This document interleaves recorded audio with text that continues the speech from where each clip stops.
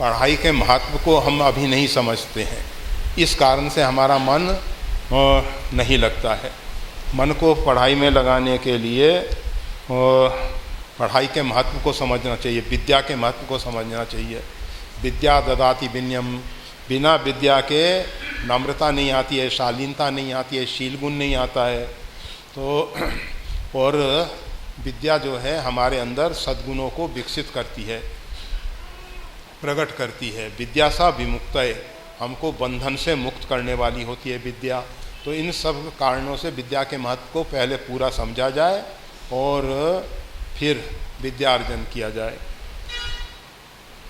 एक हयग्रीव भगवान का मंत्र है, उसका जप करना चाहिए, अथवा विद्या की अधिष्ठात्री देवी सरस्वती। ये हयग्रीव भगवान ने वेदों का उद्धार किया है, ज्ञान का उद्धार किया है।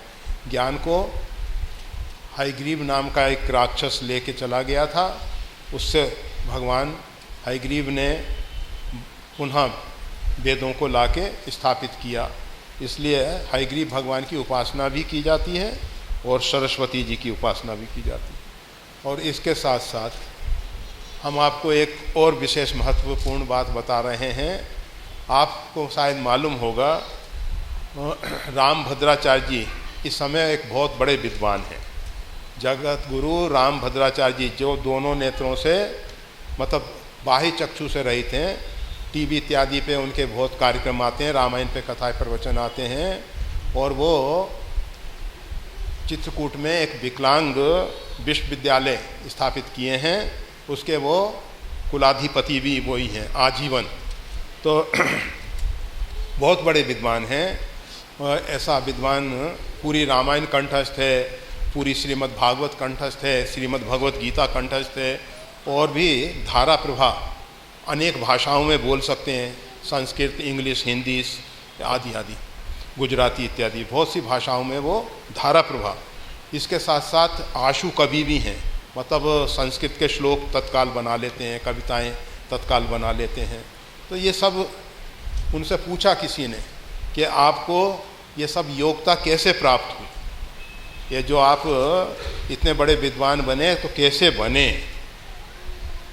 तो उन्होंने बताया कि मैं अध्ययन के समय प्रत्येक दिन रामचरितमानस, रामायण का पाठ करता था और उस पाठ में एक संपुट लगाता था। गुरु ग्रह पढ़न गए रघुराई, अल्पकाल विद्या सब। तो इस संपुट को लगा के प्रत्येक दिन मास पारायण करते थे और उसी के प्रभाव से वो इतने, उनका कहना है कि इसके प्रभाव से हम इतनी ऊंची कक्षा में पहुंच गए। और भी इसके विषय में बहुत से एक बिल्कुल वज्रमूर्ख थे और फिर वो बहुत बड़े विद्वान हुए, नरसिंह भगवान के मंत्र, मतलब देवी आराधना उपासना करने से हमारे अंदर देवी ताकतें विकसित होती हैं और उसके साथ साथ उनकी कृपा करना मिलती है। तो उससे हमारा मन जो है पढ़ाई इत्यादि में लगता है और अच्छी सफलता मिलती है।